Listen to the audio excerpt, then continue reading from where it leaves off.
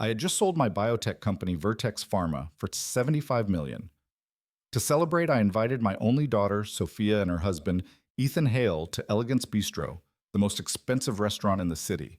I stepped away from the table to take the call confirming the wire transfer.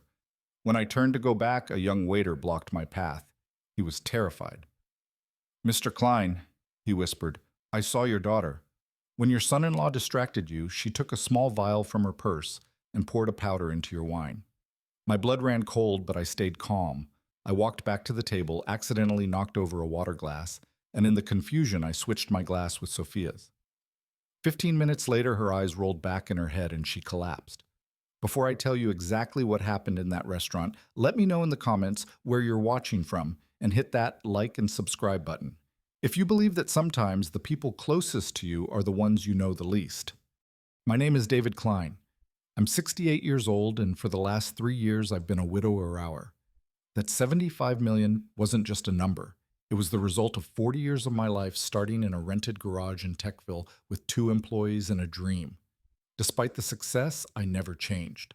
I still live in the same 3-bedroom ranch house I bought with my late wife, Elena. I still drive a 7-year-old sedan. Elena, she was the smart one. She saw the world with a clarity I often lacked, and she never not once trusted Ethan. "He only looks at your checkbook, David." She'd warned me, her voice gentle but firm. "He doesn't see Sophia. He sees a safety net." I'd always laugh it off. "He loves her, Elena. He's just ambitious." How wrong I was. Elena's been gone for 3 years, and her words echo in my head every time I see him. Sophia and Ethan live a life I simply don't understand. They drive leased luxury cars that cost more per month than my mortgage ever did. They talk about clubs I've never heard of and vacations in places I've only seen in magazines. Ethan has some vague import-export business, but I'm a numbers man. I know he's drowning in debt. I've seen the letters mistakenly delivered to my house. My daughter, my Sophia. She changed after Elena died. She grew distant, defensive, as if she were protecting him from me. But 6 months ago, when the news of the Vertex Pharma acquisition started leaking in the financial papers, they were suddenly present. "Dad, let us help you with your files. You shouldn't be handling all this paperwork alone." "Dad, are you sure your investments are set up correctly for the transition? Ethan knows a lot about this." I was so lonely, so desperate for the connection I'd lost that I welcomed their sudden interest. I mistook their greed for affection. Tonight at Elegance Bistro, that affection was suffocating. The restaurant was a palace of crystal and white linen. We were at the best table overlooking the city lights. "Dad, you're a legend," Ethan said, raising his glass of $15 water. "To you, the man who built it all from nothing." Sophia chimed in, her smile blinding. "We're just so proud of you, Daddy." But their eyes weren't proud. They were hungry. They were looking at me like I was a winning lottery ticket. They were finally ready to cash. "So, Dad," Ethan said, leaning in with that familiar, oily charm, "with the company officially sold, what happens to all that infrastructure, the shipping routes, all those climate-controlled containers?" It was a strange question. I'm in biotechnology. We ship sensitive, heavily regulated medical compounds. It's not like shipping sneakers. It's all part of the acquisition. "Ethan," I said slowly, "the new corporation takes over all assets. Why?" He just shrugged, taking a sip of his wine. "Just curious. Seems like a waste of good logistics." That's when my phone vibrated. The caller ID said Secure Bank ENTL, the final confirmation. I excused myself. I have to take this. As I walked away, I saw Ethan and Sophia exchange a look I couldn't decipher, a look of anticipation. I walked out into the grand marble-floored lobby. The call was brief, professional, and life-changing. "Mr. Klein, we can confirm the $75 million has cleared. Congratulations, sir." I hung up. I felt the weight of 40 years lift off my shoulders. I was free. I could retire. I could finally travel. I could...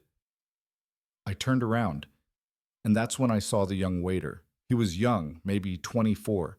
His uniform was immaculate, but his hands were shaking so badly he could barely hold his empty tray. "Mr. Klein," he repeated, his voice barely a whisper. "My name is Liam. I'm sorry to bother you, sir. I'm new here, but I have to tell you something. I am a man who has run a multi-million-dollar company. I have faced hostile takeovers, corporate espionage, and shareholder revolts. I can read people. This kid wasn't lying. He was terrified. What is it, Liam? I asked, my voice quiet. Sir, I was refilling water at the service station right behind your table. Your son-in-law. He pointed to that large painting on the far wall. He asked your daughter a loud question about the artist. It was strange. It felt staged, like he was making sure you were looking away. My blood turned to ice. My breath caught my throat. Go on, I said. The moment you both looked away, your daughter, she was fast, sir. Really fast. She took a small brown glass vial from her purse. She unscrewed the cap, and she dumped a fine white powder into your wine glass. Then she swirled it just once and put the vial back in her purse. It took 2 seconds, maybe 3. A white powder, not a liquid designed to dissolve. My mind raced. What was it? A poison to kill me here in a crowded restaurant with witnesses? That's messy. That's traceable. This was something else. This was something clinical. I looked Liam straight in the eye. His own were wide with fear. Are you absolutely certain you saw this? He swallowed hard, nodding. Yes, sir. 100%. I saw the vial. She hid it in her napkin right after, but I saw her put it in her purse when you stood up to take your phone call just now. That's why I had to stop you. This kid had just handed me my life.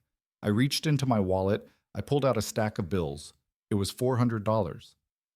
Liam, I said, placing the money in his hand. His eyes widened. You didn't see anything. You will finish your shift. You will go home. You will never speak of this to anyone. But you just saved my life. If you are ever in trouble or if you ever need a job, you call this number. I handed him my personal card, the one that doesn't say CEO on it. Sir, I can't go. I said, my voice firm. And thank you. He vanished. I stood alone in the lobby for 10 seconds.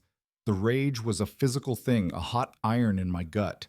My own daughter, my Sophia, my little girl. But the rage wasn't in control. I was the CEO, was. I smoothed my suit jacket. I composed my face into a mask of mild distraction.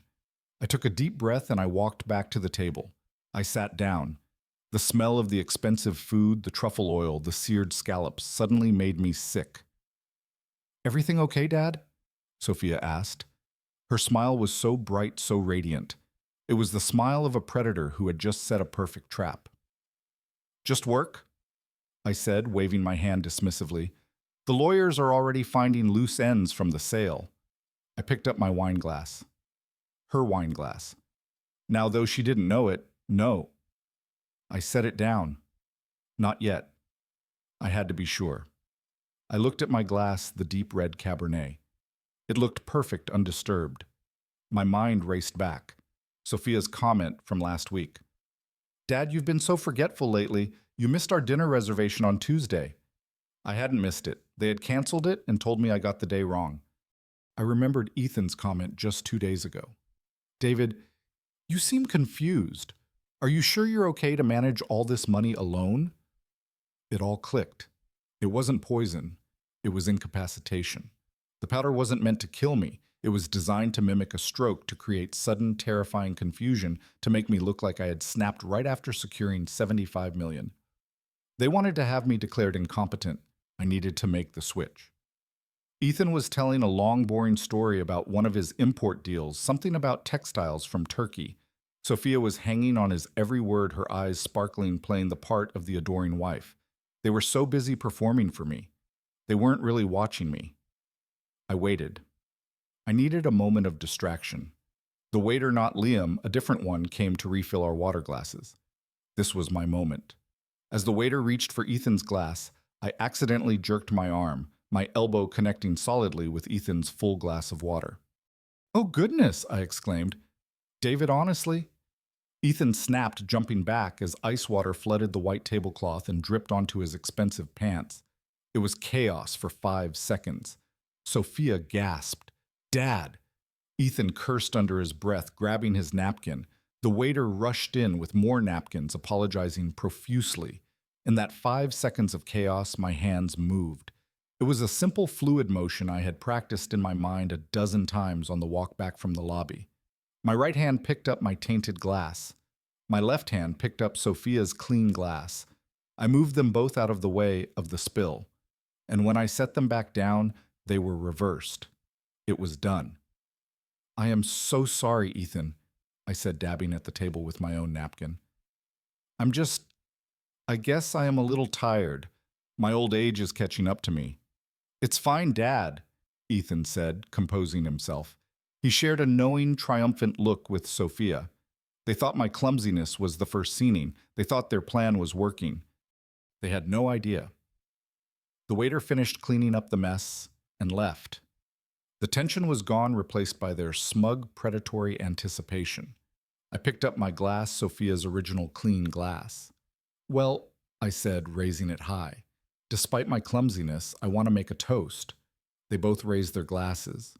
Sophia was holding my original glass, the one containing the powder that was supposed to destroy my mind. To family, I said, looking directly into Sophia's eyes, and to getting everything you deserve. To family. Sophia echoed, smiling, that brilliant fake smile. She took a large, confident sip. The next 15 minutes were the longest of my life.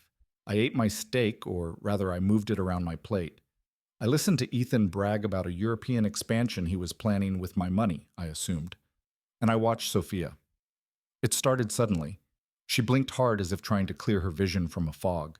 Ethan, she murmured, interrupting him mid-sentence. Honey, the lights, they seem very bright. Ethan chuckled, annoyed at being interrupted. It's Elegance Bistro, darling. Everything is bright. As I was saying, the Berlin market is no, Sophia said. Her voice was thicker. She put her hand to her temple. Her words started to slur. I feel dizzy, Ethan. I don't feel well. Ethan's smile faded. He looked confused. His eyes darted to me, then back to her. Sophia stopped playing. You've had one glass of wine. I'm not playing. She tried to shout, but it came out as a mumble. She tried to stand up, pushing her chair back with a scrape. The room, it's spinning. Her eyes rolled back in her head. She slumped sideways, her body hitting the plush velvet seat with a dull thud. Her arms began to twitch, a small, faint seizure. Ethan stared frozen in pure, unadulterated panic. I dropped my napkin and stood up my face, a mask of fatherly terror. Oh my God, Sophia, somebody call 911. I let the silence hang for 3 full seconds. The entire restaurant, a room built on hushed tones, and the clinking of expensive crystal was now dead quiet. Every eye was on our table. Ethan was staring at his wife, his mouth half open, his mind clearly not processing her collapse, but the collapse of his plan. He wasn't moving toward her. He wasn't crying out. He was frozen. That was my cue. I shoved my chair back, the heavy legs screaming against the polished marble floor. My God, Sophia, I shouted. My voice cracked perfectly, a symphony of fatherly panic. I rushed to her side, grabbing her limp, cold hand. Help somebody. Help, call 911. My daughter, she's not breathing right. I grabbed Ethan's shoulder, shaking him hard. He was still staring, his face a mask of pale, stunned horror. Not grief, not fear for her, but the raw logistical terror of an accomplice whose scheme has just exploded in his face. Ethan, do something, I yelled, playing the part of the confused, terrified old man. Call an ambulance. Don't just sit there. This snapped him out of it, but not in the way a loving husband would. He didn't rush to Sophia's side. He didn't check her pulse. He immediately instinctively tried to control the narrative. No, Ethan said, his voice a low, sharp hiss. He grabbed his own phone but didn't dial. He looked at the restaurant manager, who was approaching quickly, his face a mask of professional concern. No 911, Ethan insisted. She's fine. She's had too much to drink. I looked at him, my feigned confusion turning to feigned outrage. Drunk Ethan, she's convulsing. Look at her, she's shaking. She does this Ethan said quickly, his eyes darting around the room, lying building an alibi on the fly. She mixes her anxiety medication with wine. It happens all the time. It's embarrassing. He actually leaned down and tried to pull her up by the arm. We just need to get her home. I'm so sorry, everyone. He was trying to move her. He was trying to get her out of the public eye, away from EMTs who would run tests, away from neutral doctors at an emergency room who would run toxicology reports. He needed to get her to his doctor, the corrupt Dr. Lang, to get his plan back on track. I saw Liam, the young waiter, my savior, watching from the service station. His face was pale, his eyes wide locked onto mine. He knew what was happening.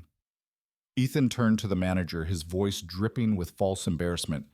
I'm so sorry about this. We'll take her. We're leaving. Just give us a minute to get her to the car. He was trying to stop the outside world from getting involved. He was desperate to salvage his plan. He leaned down to Sophia again, but he wasn't checking her breathing. He was whispering, hissing in her ear. Sophia, get up. Get up now. Stop this. I knew I had to override him. He's in shock, though. I shouted to the manager, gesturing to Ethan. He doesn't know what he's saying. She's not drunk. She barely touched her wine. She needs a doctor. Just as Ethan was about to physically lift Sophia from the chair, Liam stepped forward, his own cell phone already pressed to his ear. It's too late, sir, Liam said, looking past Ethan to the manager, his voice loud and clear in the silent room. I've already called 911. They are on their way. They said not to move her under any circumstances. Ethan's head snapped toward Liam. The look in his eyes was no longer panic. It was pure, unadulterated murder. You did what? He spat. You little. I told you she was fine. You're fired. You have no idea what you've just done. The manager, a tall man who was clearly not paid enough for this, stepped between them. Mr. Hale. The waiter did the correct thing. If a guest collapses on our premises, we are legally required to call for medical assistance. Please step back. Ethan's mask of the charming, successful son-in-law was gone. He looked trapped, a cornered animal. He stared at me, his chest heaving, and I saw his mind finally putting the pieces together. The spilled water, the switched glasses, my sudden elderly clumsiness. He knew. He didn't know how I knew, but he knew I had done this. The wail of sirens cut through the night, growing closer, louder. The sound was a beautiful, terrible symphony. It was the sound of my plan working. It was the sound of justice arriving. The paramedics rushed in, pushing a gurney, their movements efficient and fast. They ignored Ethan's protests, brushing him aside. Sir, we need you to step back. Ma'am, can you hear me? What did she take? One of them asked, shining a light in her eyes. I don't know, Ethan yelled, trying to regain control. It's her medication. She mixes it. It's for anxiety. Which medication, sir? We need a name. Ethan froze. Of course he froze. He couldn't say the name of the antipsychotic drug without incriminating himself. I don't know the name. It's just for anxiety. She keeps it in her purse. They loaded her onto the gurney. She was unconscious, her face pale and slack. For a second I felt a genuine pang of pity. She was still my daughter, my Sophia. But she had made her choice the moment she uncapped that vial. The restaurant was silent. Every diner, every waiter, every busboy was watching. I followed the gurney out, hunched over, playing the part of the grieving, confused father. My baby. Oh God, is she going to be okay? I whimpered. We reached the ambulance doors. The paramedics were loading her in. I stood on the sidewalk under the flashing red and blue lights. That's when Ethan grabbed my arm. His grip wasn't that of a panicked son-in-law. It was steel. He pulled me aside just out of earshot of the paramedics, his body blocking me from their view. His voice was no longer panicked. It was a low, venomous whisper. The voice of the man Elena had warned me about for years. What did you do? He hissed, his face inches from mine, the smell of expensive wine and rage on his breath. I let the tears well up in my eyes. I let my body tremble. I looked him right in the eye. A broken old man. Me. I whispered, my heart hammering against my ribs. Son, what did she drink? The emergency room at Mercy General was a universe of controlled chaos. The lights were too bright, an assault on the eyes, and the air smelled of antiseptic bleach and burnt coffee. It was the smell of panic and routine all mixed together. Nurses moved like shadows, their voices calm and clipped, their faces impassive. They wheeled Sophia into Trauma Bay 3, and Ethan followed them, almost tripping over his own expensive shoes. His voice was a high-pitched whine that grated on my nerves. "She's allergic to shellfish," he was shouting at the intake nurse. "I think she ate some bad shellfish, that's all it is. It must have been the scallops." He was already building his false narrative, seeding the lie. I hung back, playing the part I had chosen. The shocked elderly father, confused by the noise, my hands clasped in front of me, just watching. A young doctor, maybe 30 years old, pushed through the curtain. His scrubs were wrinkled and he carried the permanent exhaustion of an ER resident. But his eyes were sharp, intelligent, and focused. This was not the man they were expecting. This was not Dr. Lang. This was a complication.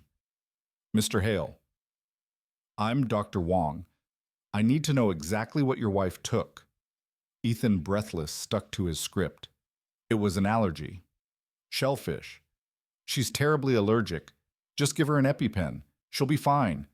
"She must have had a reaction." Dr. Wong ignored him. He shone a small, bright light into Sophia's unseeing eyes, one then the other. He lifted her arm. It dropped lifelessly to the gurney. He pinched the skin on her hand. "Nothing." "Mr. Hale, Dr. Cut." Wong said, his voice flat, cutting through Ethan's manufactured panic. "This is not anaphylaxis. Her airways are clear. There is no facial or laryngeal swelling. There's no rash. Her pupils are pinpoint. This is a severe overdose. I need to run a full toxicology screen." Ethan's practiced panic turned real. He physically moved to block the doctor from Sophia. "No, I'm her husband. I refuse the tests. It's an allergy. You're wasting time. She just needs adrenaline." His voice was too loud now, bordering on hysterical. A nurse at the nearby station looked up alarmed. I watched him.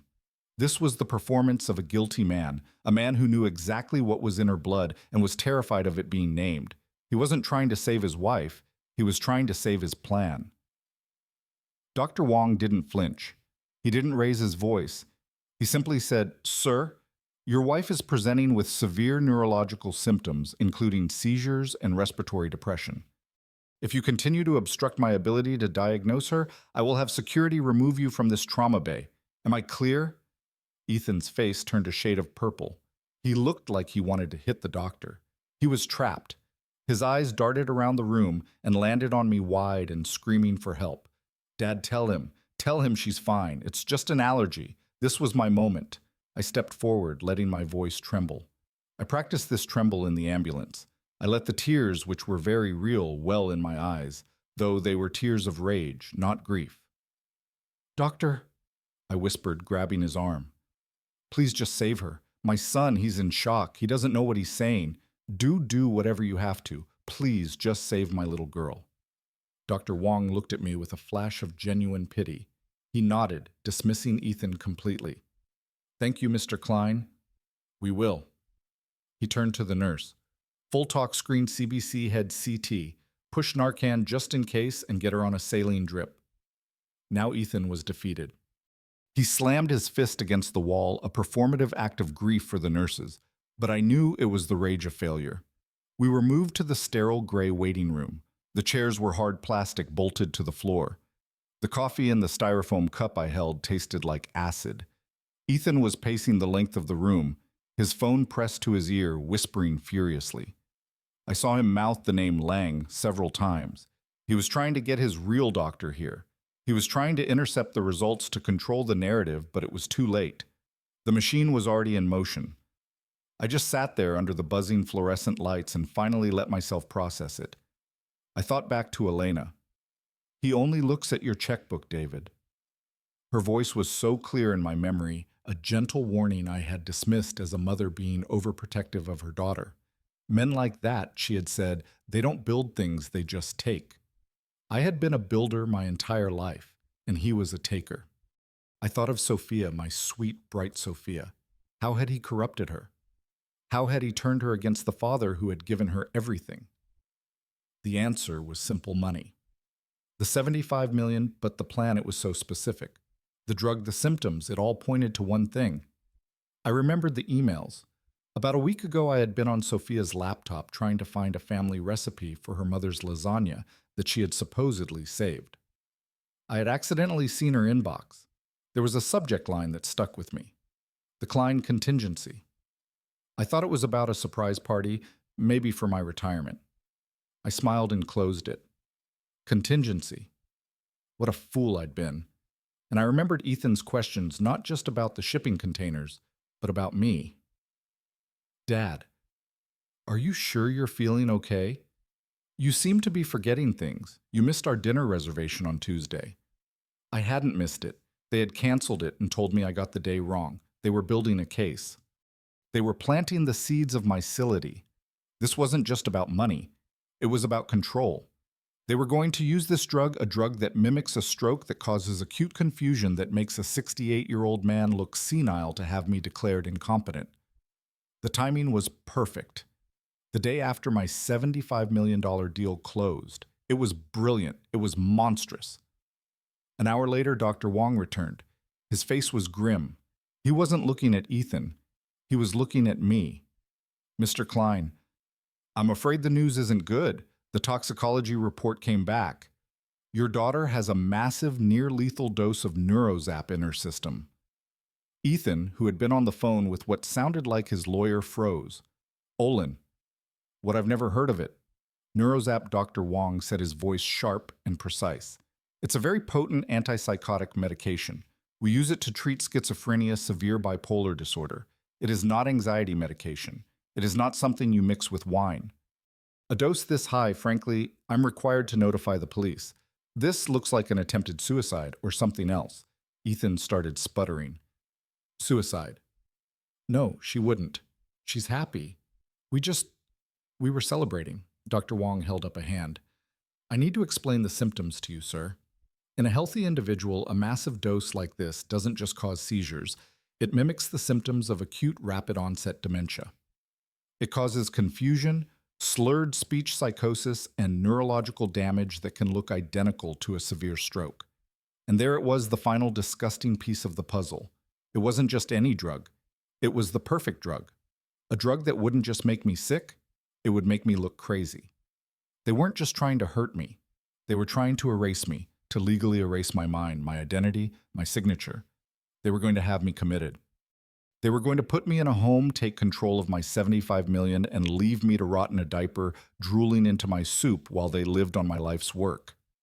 Ethan was staring at the doctor, his face ashen. He finally understood that the doctor wasn't just diagnosing Sophia. He was describing the very weapon they had chosen. The plan was in ruins. Is she going to be okay? Ethan stammered his act as a loving husband returning, but it was too late. His voice was hollow.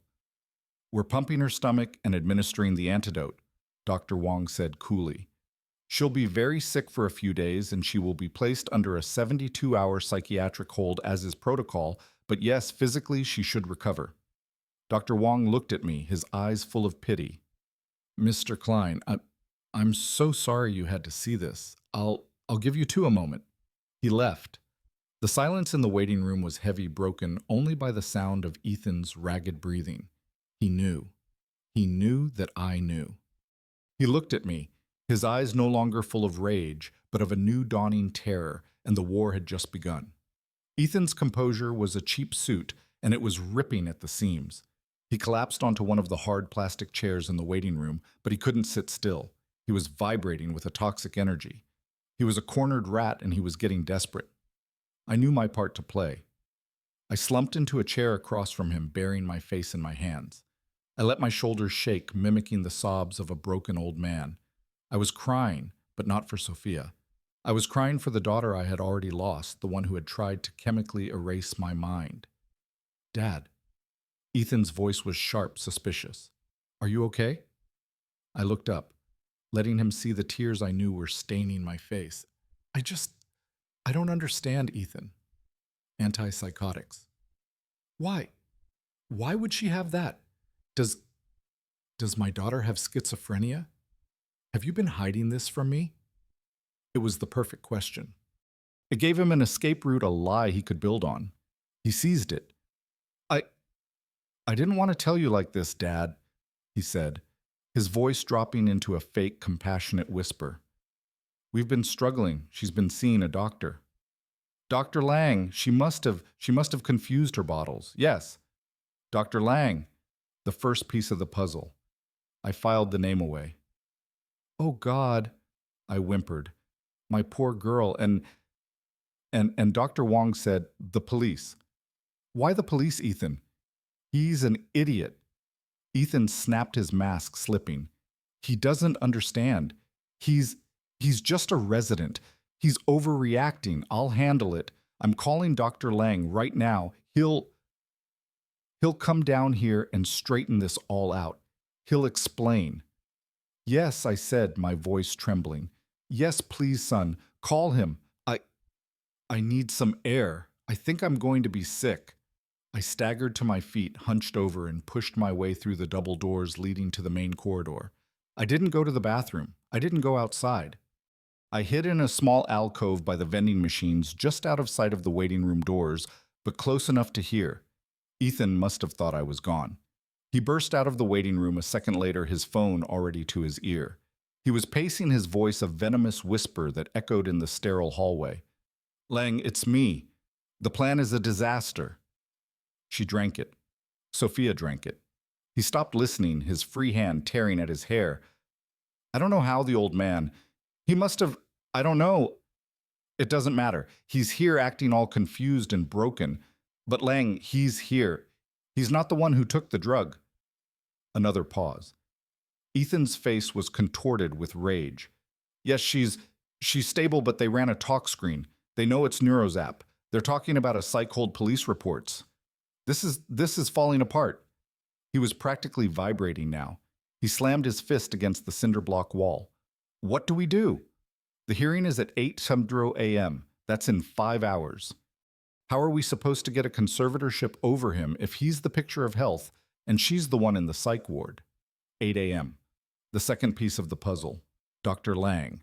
An 8 a.m. hearing. No! Ethan suddenly yelled into the phone. No, you listen to me.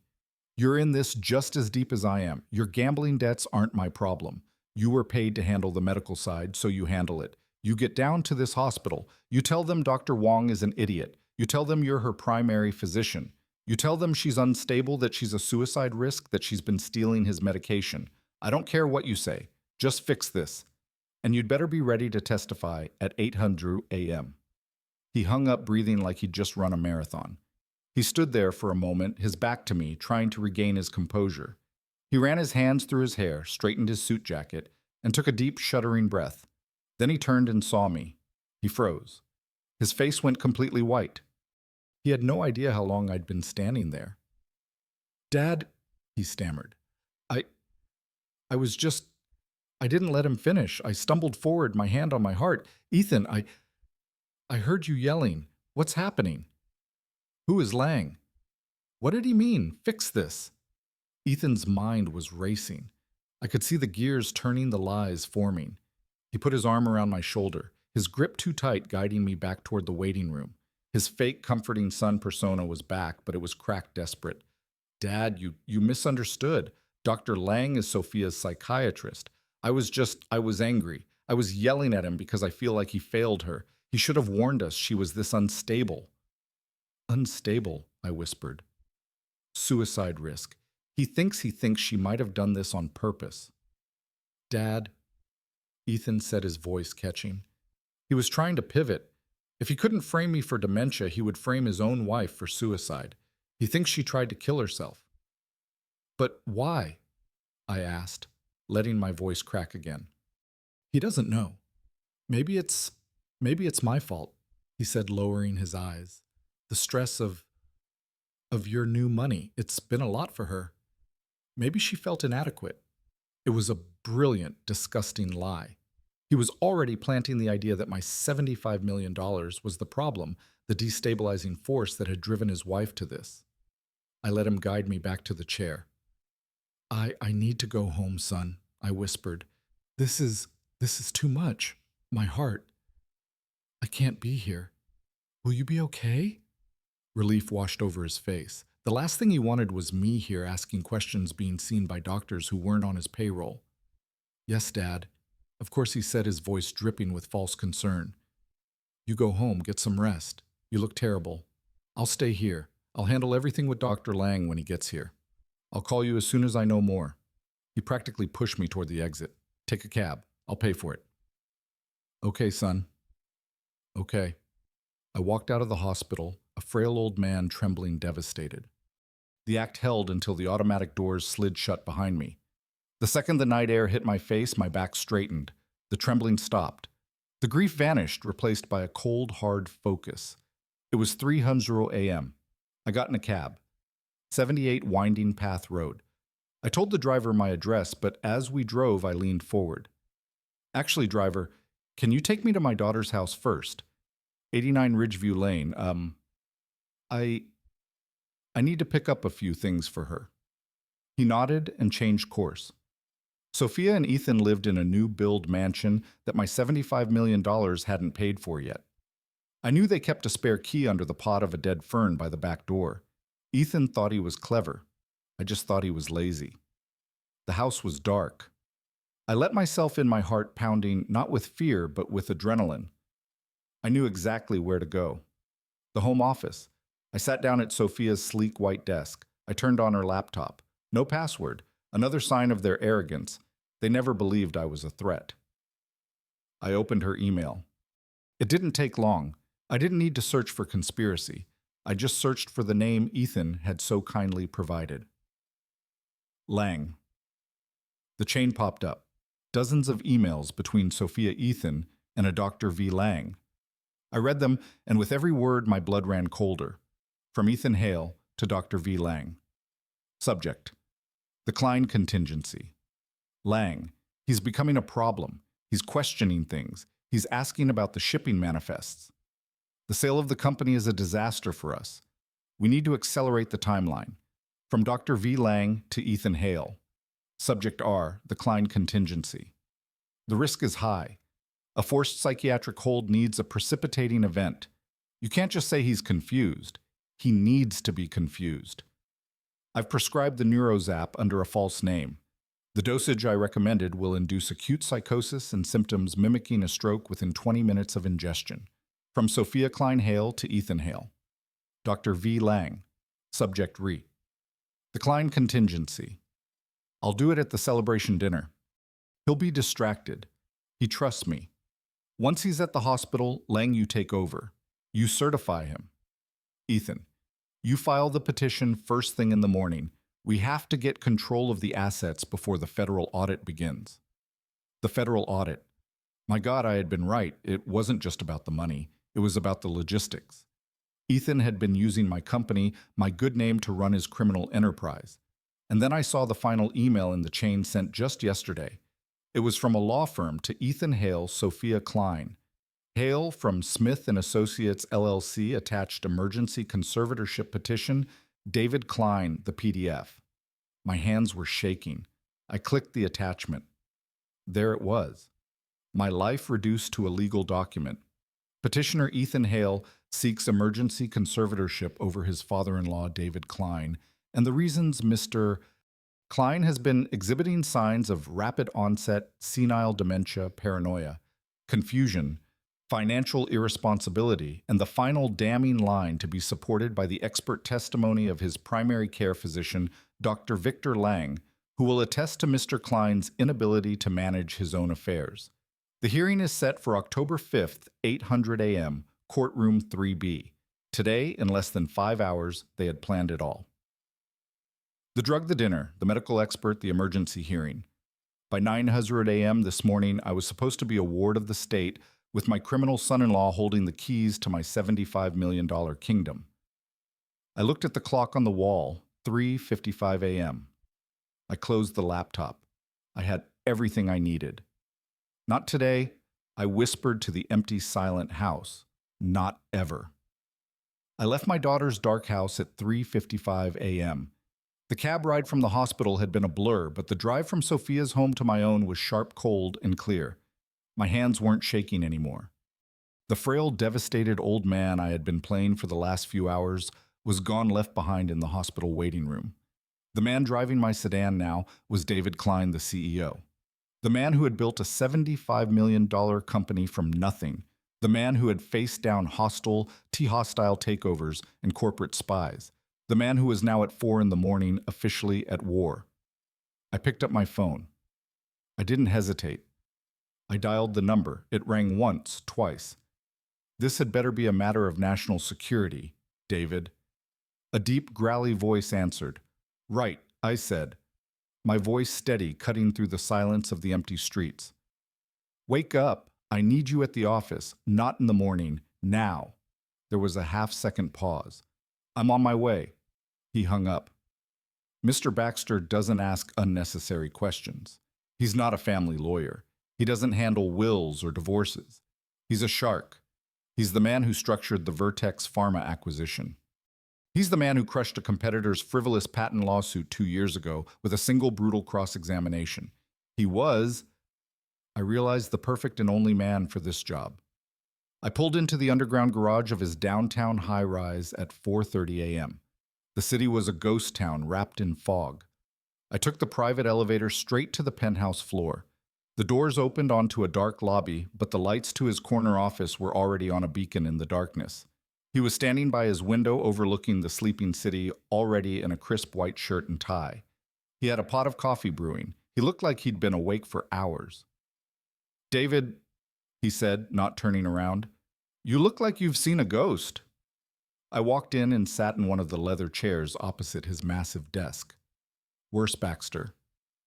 I've seen a monster, 2 of them, and one of them is my own daughter.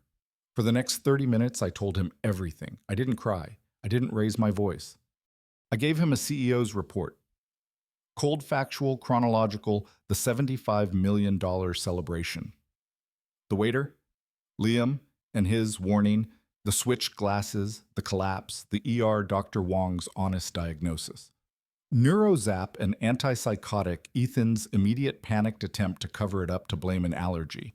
Baxter listened, his face an impassive mask, his fingers steepled. He just nodded, absorbing every detail. And then I said Ethan made his first mistake. He named their doctor a Dr. Lang. He thought I was a grieving, confused old man, so he talked right in front of me. I repeated the phone call I'd overheard in the hospital corridor. Lang, the plan is a disaster. She drank it. The hearing is at 8:00 a.m. You have to fix this. Baxter's eyes narrowed. A hearing 8:00 a.m. What hearing? That I said is the second thing. I took a deep breath. While Ethan was arguing with the nurses, I went to Sophia's side to comfort her. Her purse was on the gurney. She was unconscious. I reached into my suit pocket. I pulled out the small brown glass vial still inside the napkin I'd wrapped it in. I placed it gently on his polished mahogany desk. There were still a few grains of powder at the bottom. I found this in her purse, and then I went to their house. You broke in, Baxter asked, not with judgment, but with curiosity. I used the spare key they forgot I had. I checked her laptop. I searched your name, Lang. Baxter's impassive mask finally cracked. A slow, cold smile spread across his face. David, you old fox.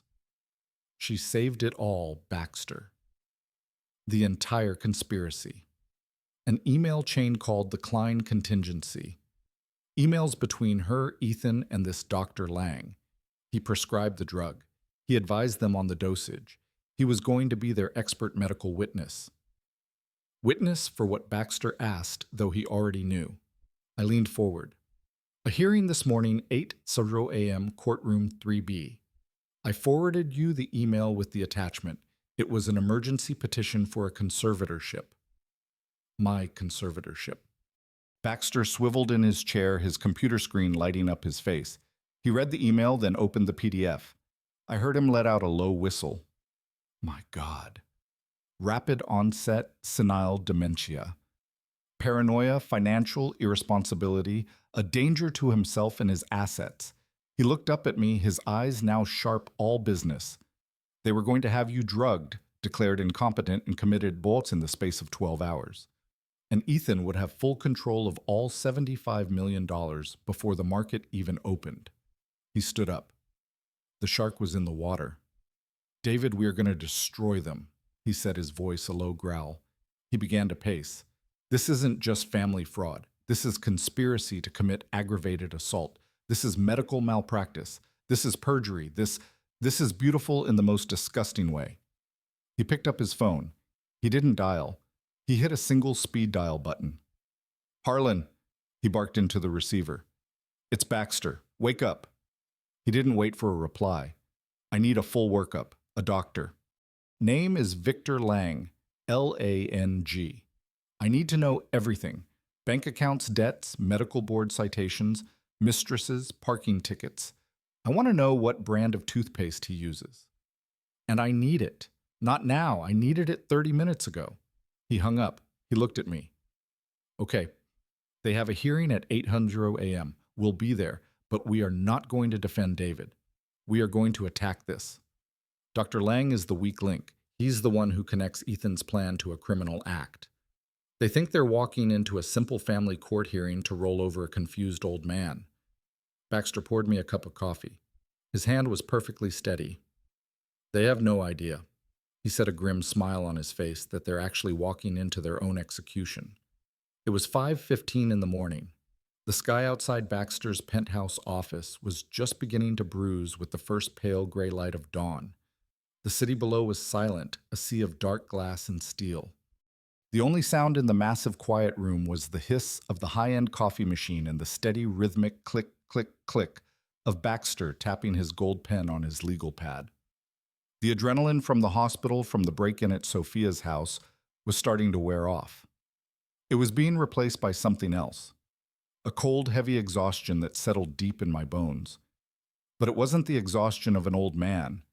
It was the exhaustion of a general on the eve of a battle he never asked to fight. He's been planning this for months, Baxter, I said. My voice sounded rough in the stillness. He's been playing me. My own daughter. I had to stop. Saying it out loud made it real in a way the emails hadn't. The pain was a physical thing, a sharp, constant pressure behind my ribs. Baxter didn't offer sympathy. That's not why I pay him. He's a strategist. He poured me another cup of coffee, black and strong enough to strip paint. Grief makes people blind, David. He said, his voice a low gravel. They counted on you being the grieving husband. They miscalculated. They didn't count on you still being the CEO. He was right. They saw Dad. They saw the old man in the worn cardigan who missed his wife. They forgot who had built the company they were so desperate to steal. They forgot that I didn't get to where I am by being naive. I had just been naive about them. I should have listened, I murmured, staring into the black coffee. God, I should have listened to Elena. Baxter looked up from his notes. His eyes were sharp. Elena, what did she know? She saw him. I said, the memory washing over me, fresh and painful, from the very beginning. From the first dinner he had at our house, Ethan was so charming, full of compliments, laughing at my bad jokes. I was happy for Sophia, but Elena, she had that X-ray vision for people. That night after they left, she was quiet. I asked her what was wrong. I could still see her clear as day, sitting in our old armchair by the fireplace, a book open on her lap that she wasn't reading. He doesn't see her. David, she told me, her voice soft. He sees her name. He sees Klein. He sees Vertex Pharma. I told her she was being cynical. I told her Sophia was in love and happy, and that was all that mattered. She tried again. I continued, my voice growing thick. About a year later, Ethan had just lost a major investment, $15,000 of their money, or so he said. Sophia came to me crying, humiliated. Of course I wrote the check. That night Elena was furious. Not at me, at him. I looked at Baxter, the shame of that memory hot on my face. She said, he's a taker, David. He only looks at your checkbook. He's a parasite, and he's teaching our daughter how to be one too. We had the biggest fight of our 40-year marriage. I accused her of being jealous of Sophia's happiness. I told her she was wrong. I closed my eyes. The coffee cup was warm in my hands. She never brought it up again. She knew. She saw this coming, and I was too blind, too proud to see it. She's been gone 3 years. And the first thing Ethan did after the funeral, after a respectful 2 weeks, was ask me to co-sign a loan for a new car. And I did it for Sophia's sake. And now this. Baxter nodded slowly, absorbing the emotional data. Okay, so it started as simple greed. But this drugging you an emergency court hearing. This is desperation, David. $250,000 for the doctor is a massive lever. Ethan must be in his own hole. Deep. Deeper than just credit cards. And that's when the other piece clicked into place.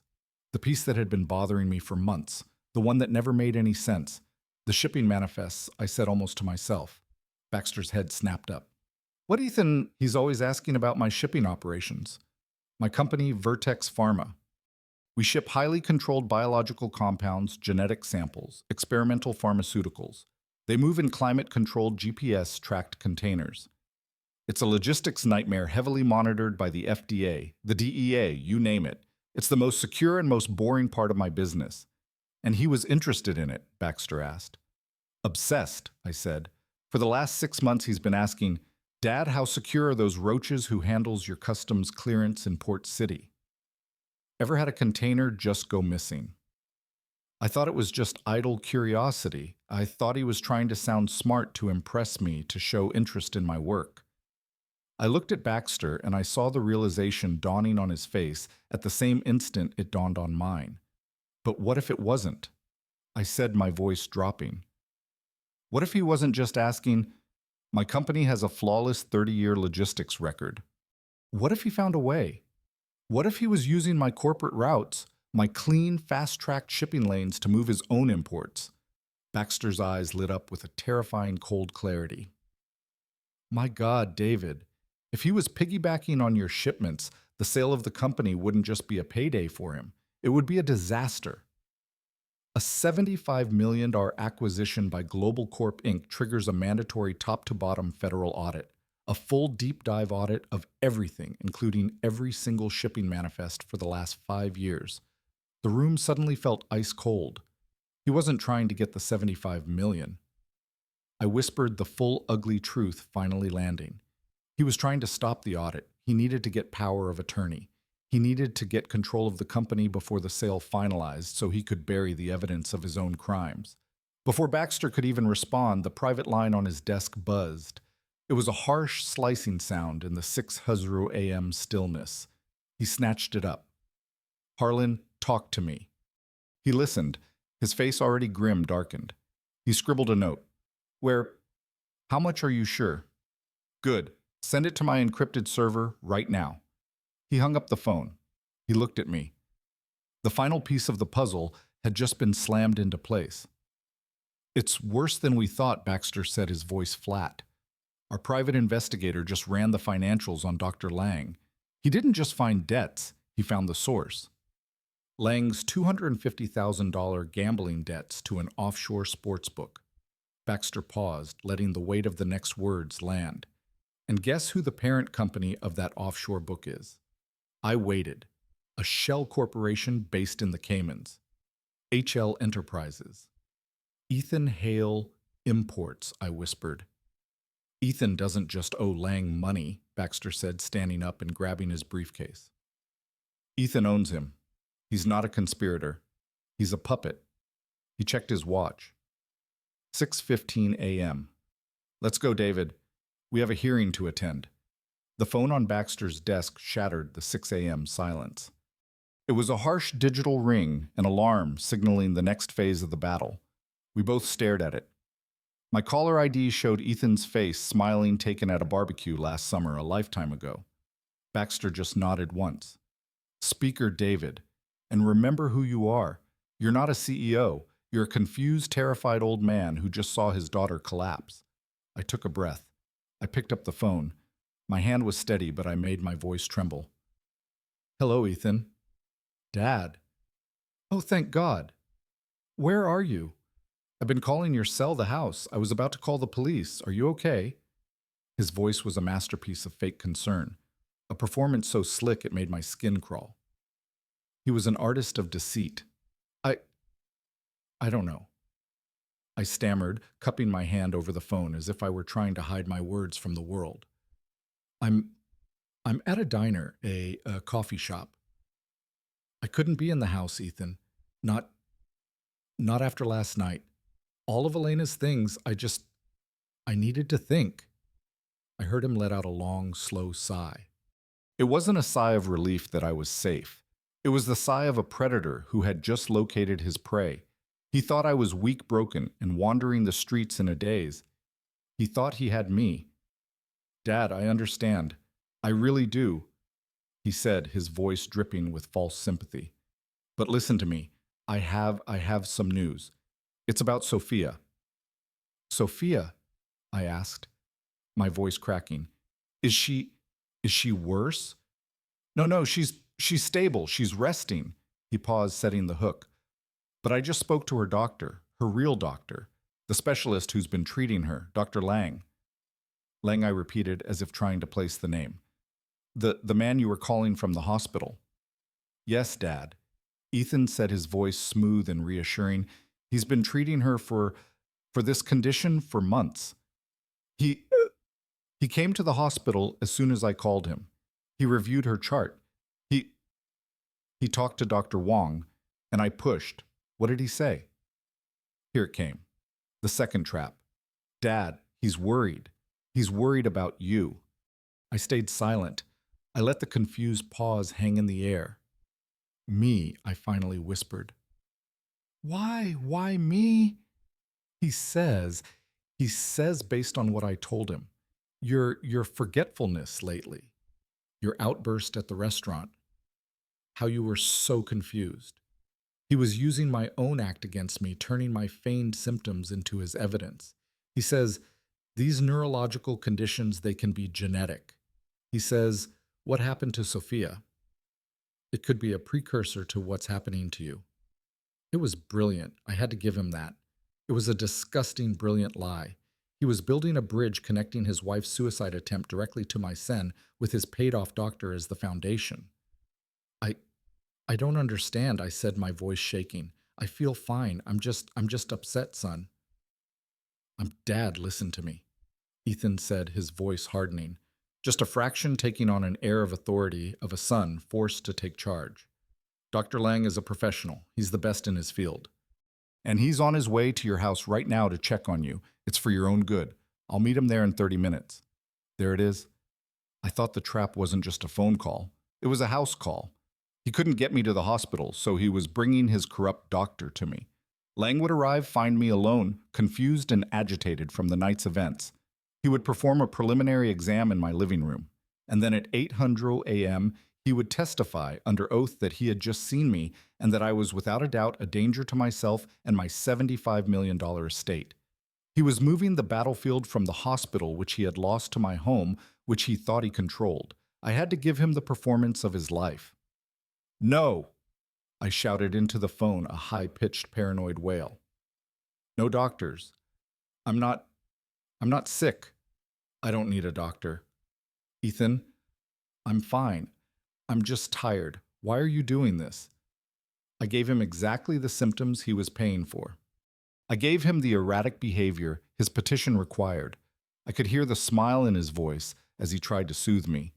Dad, you hear yourself. You're yelling. You're not making sense. This is exactly what Dr. Lang warned me about. This is the confusion. Please, Dad, just go home. I know you're scared, but just go home and let the doctor talk to you for me. Do it for Sophia. I looked across the desk at Baxter. He was watching me, his expression unreadable, but his eyes were alive, analytical. He was enjoying this. I let out a long, shuddering sob, a broken sound torn from the throat of a man who had lost everything. Oh God, oh God. A doctor at the house. Elena, I don't know what to do. I don't know. I was giving him a masterpiece of senile panic. It's okay, Dad. Ethan said, his voice now a venomous, comforting coo, the voice of a snake lulling its prey. Everything is going to be okay. You just need help. We're going to get you help. Just go home. I'll meet you and Doctor Lang there in 30 minutes. We'll sort this all out. We'll take care of you. Okay. I whispered, my voice sounding small and defeated. Okay, son. Help. Yes, I need help. I'll go home. I'm on my way. I hung up the phone. The line went dead. The silence in Baxter's office was absolute, a heavy velvet curtain. I looked at Baxter. He hadn't moved. The cold, thin smile on his face was the only thing in the room that seemed alive. "He's a good liar," I said.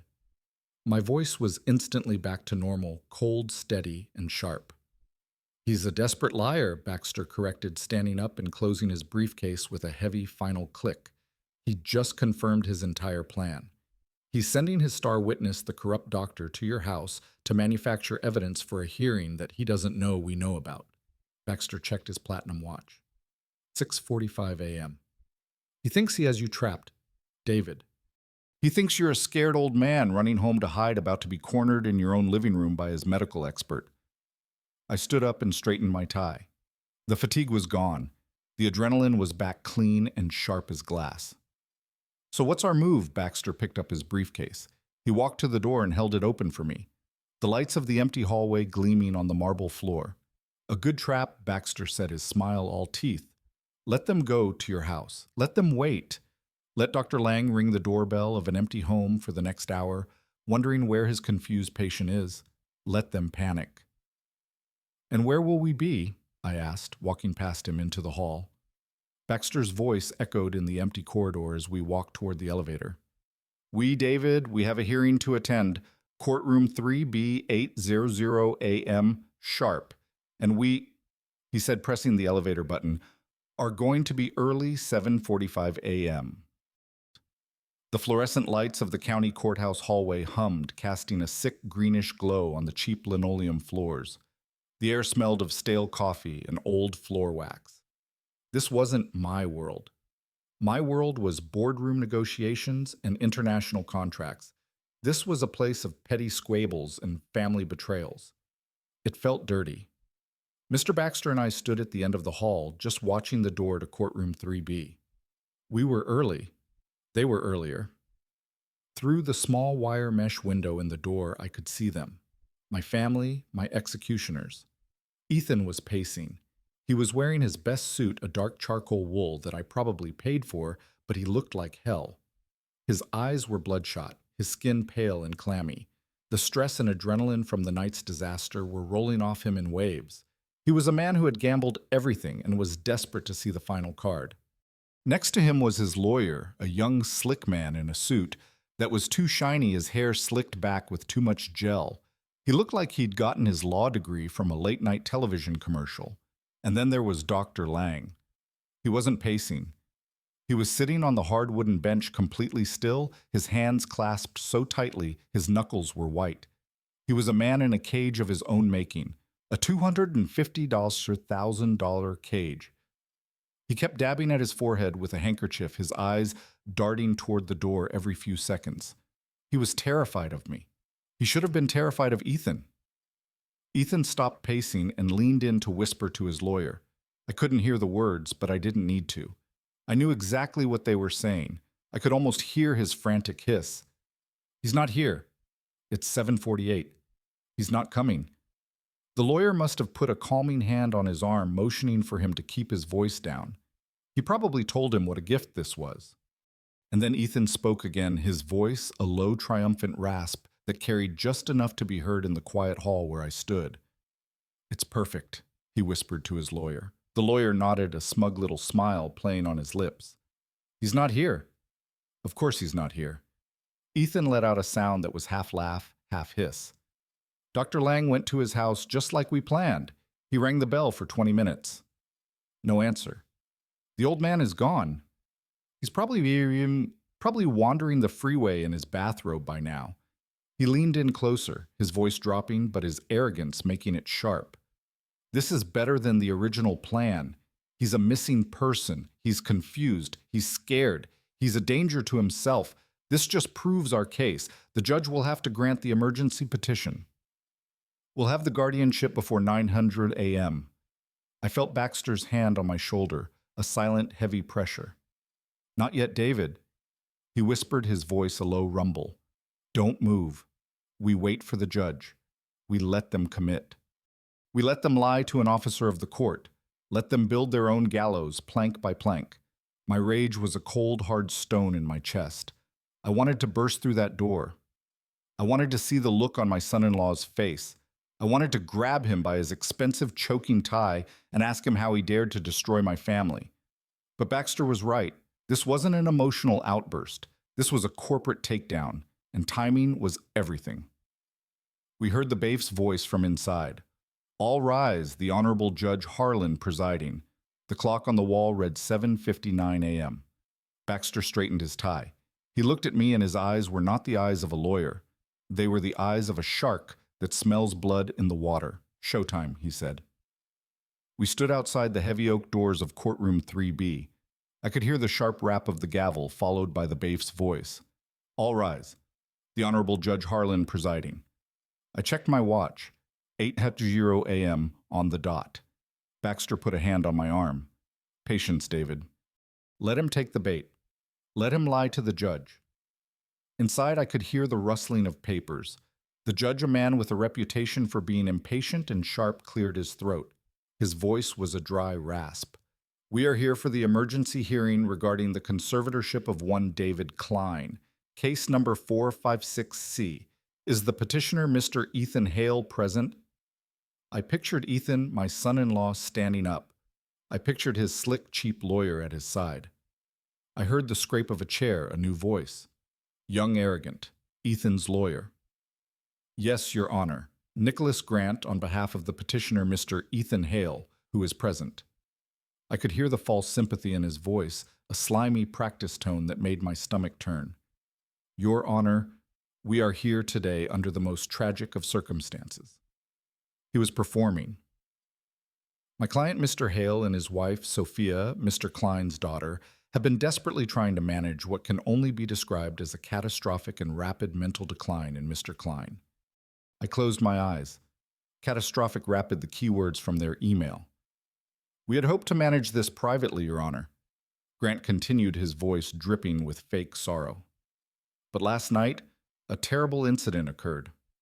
Mr. Klein, in a fit of severe paranoia and confusion, violently attacked his own daughter at a public restaurant. I heard a gasp from someone in the small gallery, probably a clerk. He caused a massive scene, Grant said, his voice rising, and then he fled. Fled, Mr. Grant? The judge asked, his voice sharp. He fled, Your Honor. He is, as of this moment, missing. Ethan's lawyer was playing it perfectly. He was painting me as a violent, senile old man, a danger to himself and others. My client, Mr. Hale, is beside himself with worry. He and his wife's primary physician, Dr. Victor Lang, who is present in court today, ready to testify, rushed to Mr. Klein's home this morning to conduct a wellness check. They found the house empty. Mr. Klein is gone. He's in the wind with access to $75 million that he in his current state is incapable of managing. We fear he is a danger to himself. The lawyer let that sink in. We are here today to respectfully ask the court to grant an emergency guardianship to my client, Mr. Hale, so he can protect his father-in-law from himself, secure his assets, and get him the medical help he so desperately needs. The silence that followed was heavy respectful. The lawyer had painted a devastating picture. I could hear the judge clear his throat, probably preparing to sign the order. He must have seen this a dozen times. A family struggling with an elderly relative who had lost his mind. A very serious allegation, Mr. Grant, the judge's voice began. Given the assets involved and the fact that Mr. Klein is missing, that was our cue. Baxter didn't knock. He simply pushed the heavy oak door open. The thud of the door swinging on its hinges echoed in the suddenly silent courtroom. It was the loudest sound I'd ever heard. I apologize for our tardiness, Your Honor. Baxter's voice was a low-pitched cannon. It filled the room, a voice of absolute power and control. It seems my client and I were given slightly incorrect information about the timing of this hearing. We stepped inside. Me, first Baxter at my shoulder. I was not in a bathrobe. I was not confused. I was wearing my $4,000 custom-tailored elegant suit, the one I had bought specifically for the Vertex acquisition party. My hair was combed. My shoes were shined. My mind was a steel trap. I looked directly at Ethan. The color drained from his face. It didn't just go pale. It went a waxy, translucent white, the color of old candle wax. His jaw dropped open, a wet, ugly, gaping hole. He looked like he had just seen his own ghost. His lawyer, Grant, spun around his own smug expression, frozen, then shattering like a cheap mirror. But my favorite reaction, was Dr. Lang. He was sitting in the front row. When he saw me, he made a small, involuntary sound, a gasp, a hiccup of pure, unadulterated terror. He physically shrank. He looked at Ethan, his eyes wide, screaming, "You said he was confused. You said he was missing." I walked calmly to the defense table and sat down, placing my briefcase on the floor. Baxter sat next to me. We looked like we owned the place. We did. Mr. Grant, the judge, said clearly, trying to catch up. "You said your client's father-in-law was missing. He appears to be very much present. Would you care to explain this discrepancy?" Grant ran a finger under his collar, which suddenly seemed 2 sizes too tight. Your Honor, this is a shock, a pleasant one, of course. We are overjoyed that Mr. Klein is safe. This only proves our point. His erratic behavior, his disappearance, and now his sudden reappearance. It confirms the petition's urgency. He was trying to spin my arrival as more evidence of my insanity. The audacity was breathtaking. We would like to call our first witness," Grant stammered, shuffling his papers. A man who can speak directly to Mr. Klein's deteriorating mental state. We call Dr. Victor Lang." Abayev called the name. Dr. Lang, who had been trying to blend into the wooden bench, flinched as if he'd been tasered. He stood up slowly. His face was slick with a sheen of cold sweat. He looked at Ethan, his eyes wide with panic, a silent, desperate plea. Ethan just stared back, his expression like stone, his eyes promising murder if Lang didn't follow the plan. Lang was a dead man walking. He took the stand. He was sworn in. His hand was shaking so badly he could barely keep it on the Bible. "Dr. Lang." Grant began finding his footing again. "You are Mr. David Klein's primary care physician. Is that correct?" Lang cleared his throat. Yes, I have been consulting with him." "Yes. And in your professional medical opinion, doctor, what is Mr. Klein's current mental state?" This was it. Lang had to commit. He looked at me just for a second, then quickly looked away, focusing on a spot on the back wall. "Mr. Klein." "David. He is in a state of severe decline." Lang said, his voice a reedy, practiced monotone. "He is exhibiting classic signs of rapid onset dementia, paranoia, severe memory loss, agitation. He is deeply confused. In your opinion, is he capable of managing his own affairs?" "Absolutely not." Lang said, the lie coming easier now. "He is a danger to himself. He is incapable of understanding complex financial matters like, say, the $75 million sale of a company. He would be highly susceptible to outside influence." "Thank you, doctor." "No further, just a moment." Mr. Baxter's voice cut through the room like a steel blade. He stood up, not with aggression, but with a kind of lethal, polite curiosity. "I have a few questions for the doctor, Your Honor." Judge Harlan nodded. "Counselor." Baxter walked toward the witness stand. He was smiling. It was the most terrifying smile I had ever seen. "Dr. Lang, good morning. Leonard Baxter, counsel for Mr. Klein. You've painted a very grim picture. You say you are Mr. Klein's primary care physician." Yes. I have been overseeing his case." "Yes. Because I have Mr. Klein's complete medical history right here going back 20 years. His actual primary care physician, a Dr. Raj Singh, has been seeing him for 2 decades, and his last physical 3 months ago declared him to be in perfect health for a man his age. Your name, Dr. Lang, doesn't appear not once. So let me rephrase. When did you begin overseeing his case? Lang was cornered. It was a private consultation at his son-in-law's request. Mr. Hale was concerned. Yes. Mr. Hale was concerned. I see. And when was this private consultation? I visited him at his home several times. Yes? You visited him, Baxter said, raising an eyebrow. At his home house calls. How very old-fashioned. And when was the last time you saw him? Lang saw his opening. He took it. This morning I went to his home this morning at Mr. Hale's request. He was he was deeply agitated. He was confused. He he fled the house. He was yelling. It confirmed all my fears. So you saw him this morning? At his home? Baxter asked. Yes, around 700 a.m. That's remarkable, Baxter said, his voice full of fake admiration. Truly incredible, because at 7:00 a.m., Dr. Lang, Mr. Klein, was sitting in my office in my presence, perfectly calm, drinking coffee and preparing for this very hearing. So I ask you again, Doctor, who exactly did you see this morning? The blood drained from Lang's face. He was caught in a direct, verifiable lie. I must have mistaken the time. It was yesterday. Let's move on, Baxter said, waving a dismissive hand. Let's talk about your finances, Doctor. You mentioned you were concerned about Mr. Klein's. Are you concerned about your own Grant Ethan's lawyer jumped to his feet? Objection. Relevance, Your Honor. It is entirely relevant, Your Honor, Baxter boomed. It speaks directly to this witness's motive and credibility. Overruled, the judge snapped. Answer the question, Doctor. Lang was pale. I don't see what my personal finances. Don't you? Baxter walked to a legal easel and placed a large document on it. It was a bank statement. Do you recognize this account, Doctor?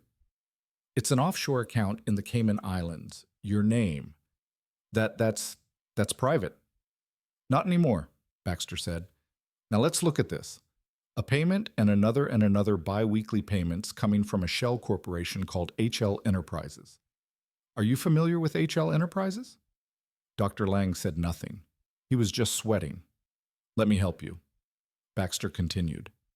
HL Enterprises is a shell company owned by Mr. Ethan Hale, your patient's son-in-law. Baxter flipped the page to a summary sheet. For 6 months, Dr. Lang, you have been receiving payments from Mr. Hale into this offshore account.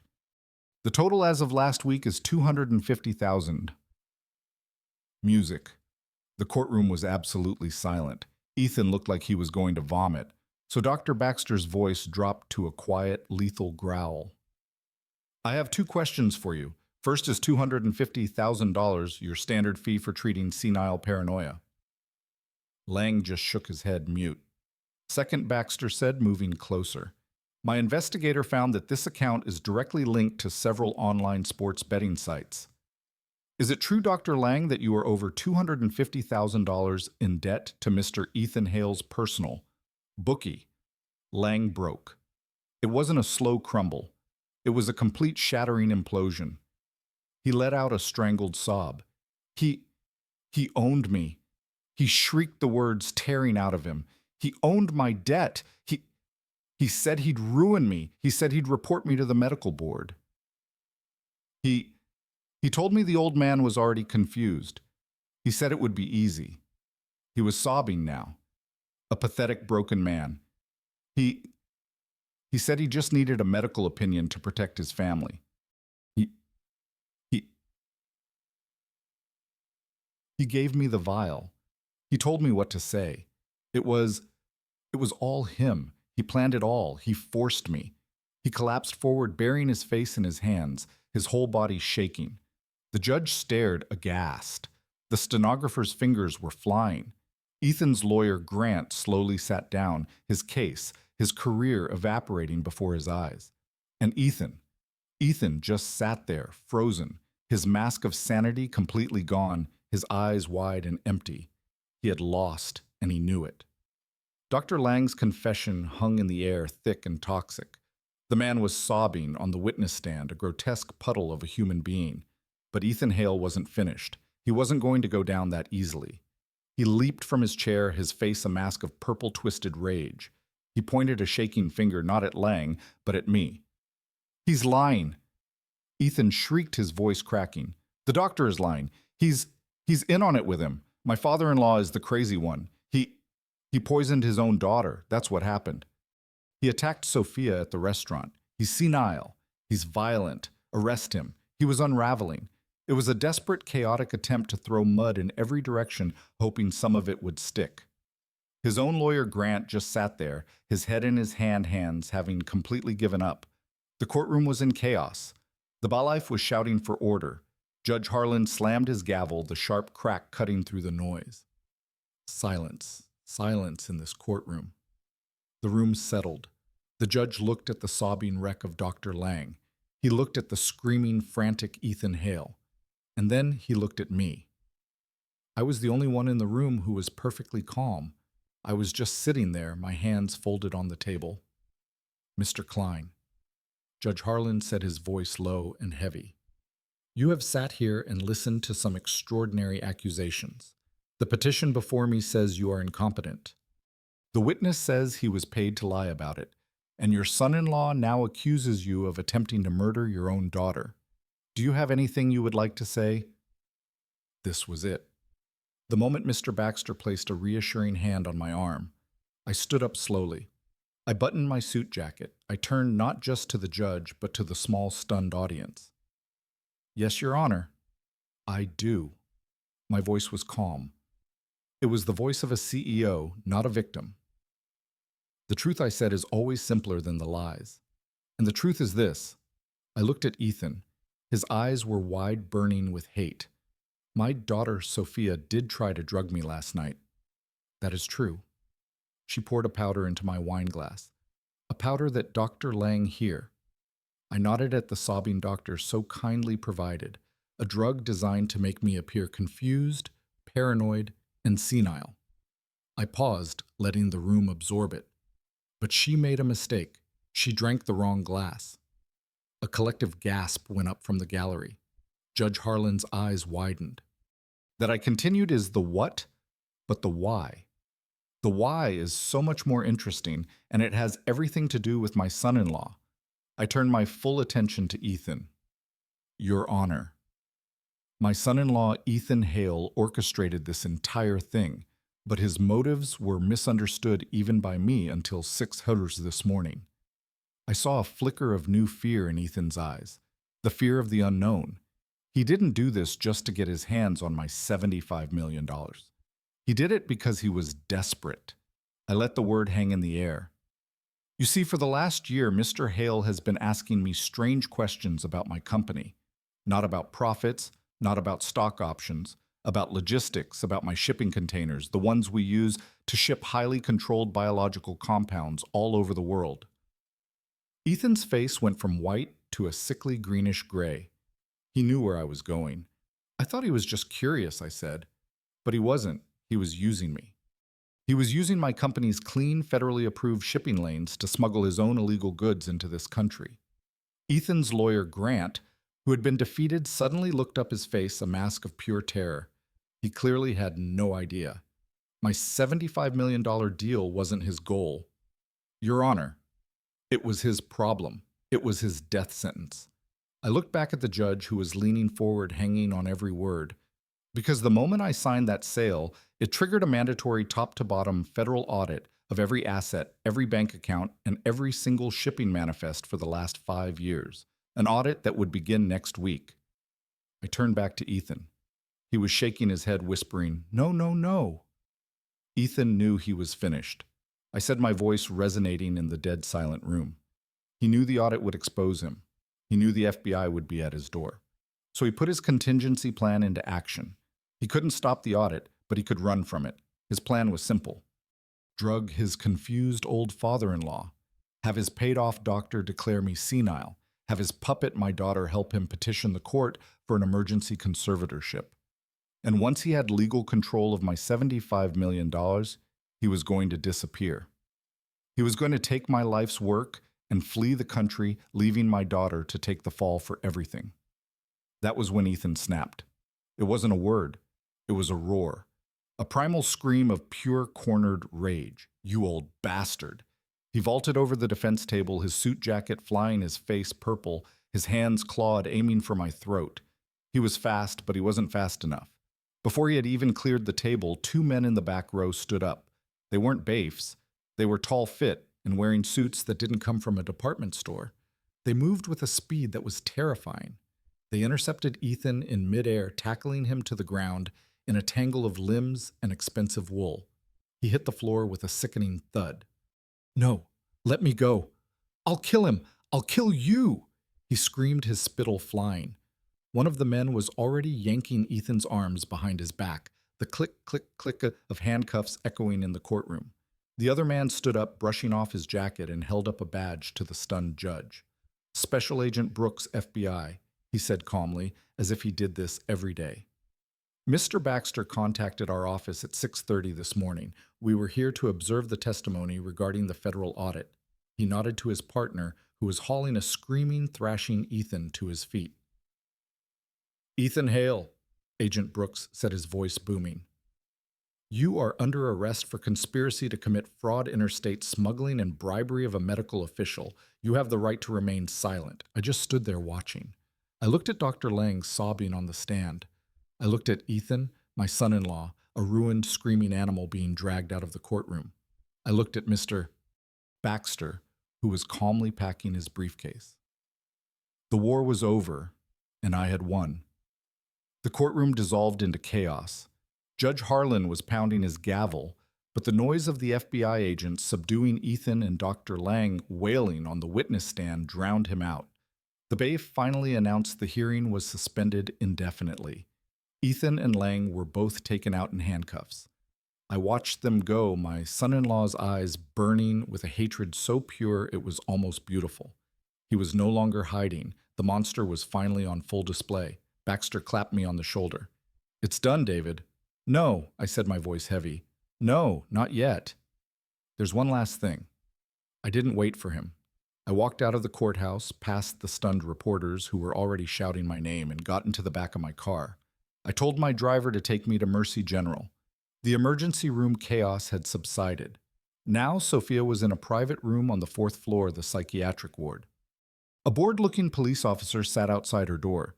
He recognized me from the news, which was already exploding on every TV in the lobby, and he nodded, letting me pass. I pushed the door open. She was sitting up in the hospital bed, bathed in the harsh afternoon light. The IV was still taped to her arm. Her face was pale and blotchy, her hair a tangled mess. She wasn't my bright, vibrant Sophia. She was a hollowed-out shell. The television in the corner of her room was on the volume low. A local news anchor was speaking urgently, being led out of the courthouse in handcuffs. Ethan Hale's son-in-law of billionaire philanthropist David Klein has been arrested on federal smuggling and fraud charges. They were showing the footage, the video of Ethan tackling me, of the FBI agents taking him down. Sophia was watching, her whole body shaking, silent tears streaming down her face, creating dark, wet patches on the thin hospital gown. She looked up as I entered. Her eyes were wide, not with guilt, but with the terror of being caught. Dad, she whispered, her voice a broken croak. Dad, what happened? I just woke up. I saw this on the news, Ethan. What did they do to him? She was lying. Even now, after everything, her first instinct was to lie, to play the victim, to pretend she was just a confused, innocent bystander in the wreckage of the life she had helped destroy. I didn't raise my voice. I didn't yell. I felt nothing but a profound, bone-deep tiredness. The rage was gone, burned away in the courtroom. All that was left was the ash. I walked to the window and stood looking down at the city traffic. They arrested him, Sophia. I said, my voice flat. But why? She sobbed, clutching the thin hospital blanket. Smuggling fraud. I don't understand. Dad, I didn't know. I swear I didn't know he was doing any of that. I just thought. I turned to look at her. Her beautiful face, so much like her mother's, was twisted into a mask of deceit. And for the first time I saw her clearly, not as my daughter, but as his accomplice. You knew, Sophia, I said. My voice was quiet, but it cut through her fake sobs like a razor. She stopped crying, her breath hitching. What you knew? I repeated, walking closer to the bed. You didn't know about the smuggling, I'll give you that. He was probably smart enough to keep you out of that part, but you knew about the rest. No, Dad. You knew you were going to drug me, I said, my voice unyielding. You knew you were going to a hearing this morning to have me declared insane. You knew Dr. Lang was a fraud. You knew you were helping your husband steal $75 million from your father. You knew that. She stared at me, her eyes wide with panic. The lies were gone. Only the truth remained. You chose him, Sophia, I said, the weariness washing over me. I spent 40 years building a life for us for you. He spent 6 months whispering poison in your ear. And you chose him. You chose the money. It wasn't like that. She pleaded, the tears now real. He convinced me. He said you were losing it. He said you were going to lose the money. He said it was the only way to protect you. And you believed him, I asked. You believed the man who couldn't hold a job over the father who gave you the world. You believed him so much that you were the one who held the vial. You were the one who poured it into my glass. She had no answer. She just crumpled, folding in on herself. Her sobs now the raw, ugly sound of true despair, the sound of a person who had lost everything. I stood there for a long time watching my daughter cry. I had won. I had protected my legacy. I had exposed the criminals, but I had lost my little girl. I had lost her years ago and just hadn't been willing to see it. He's gone. Sophia, I said finally, my voice void of emotion. And the woman who tried to drug me. She's gone too. I don't know who you are anymore. Sophia's breath hitched, and her eyes, which had been dull, were now wide with a new kind of terror. The realization of what she had done and what it meant was finally crashing down on her. Jail? She whispered, her voice trembling. Oh my God, Dad, Ethan, Dr. Reed, the conspiracy. I'll go to jail. I'll lose everything. She started to sob, the desperate, ugly cries of someone who had just lost the entire world. I watched her for a long, cold moment. I felt nothing, no pity, no anger, just a finality. I was no longer her father. I was her new reality. No, I said. My voice was quiet, but it cut through her sobs and stopped them instantly. She looked up at me, confused, her face a mess of tears and smudged mascara. You're not going to jail, Sophia. I walked over to the chair by her bed and sat down. I wasn't the broken old man anymore. I was the man who had just closed a $75 million deal, and I was now structuring my next one. I'm going to use my money. I said all of it to fix this. I'm going to hire the best legal team in the country. They will argue that you were a victim of coercion, that you were manipulated by your husband, that you suffered from a temporary mental break. They will keep you out of prison. I saw a small, pathetic flicker of hope light up in her eyes. Dad, I continued going to pay for, are you to go to the best rehabilitation facility in the country, not for drugs. Sophia, for your character, you are going to spend months, maybe years in therapy learning about accountability ethics and the consequences of your actions. Her hope grew. She was seeing a way out. She was seeing the safety net. Oh, Dad, thank you. I'll do anything. But I said, and that one word, that simple word, sucked all the air out of the room. Her smile froze. But I repeated, leaning forward, the $75 million is now in a trust. My trust. I am the sole administrator. You will never see a single cent of it. You will not have an allowance. You will not have a credit card. You will not have a new car. The lawyers and the doctors will be paid directly by me. Her face fell. But what about you will not inherit anything? Sophia, not until you are a different person. Not until I decide you are. You will have nothing. You will be, for the first time in your life, truly poor. She stared at me, uncomprehending. But how? How will I live? How will I eat? I smiled. It was not a kind smile. Oh, you'll have a job. A job. Yes, you'll be working. You'll have a minimum wage job, and you will learn, perhaps for the first time, what it means to earn your own money. And your new boss. Well, I've already arranged it. I stood up. He'll be here to pick you up when you're discharged. Who? She whispered. Who is it? I just looked at her. I didn't need to answer. 6 months later, I was in my same old ranch house.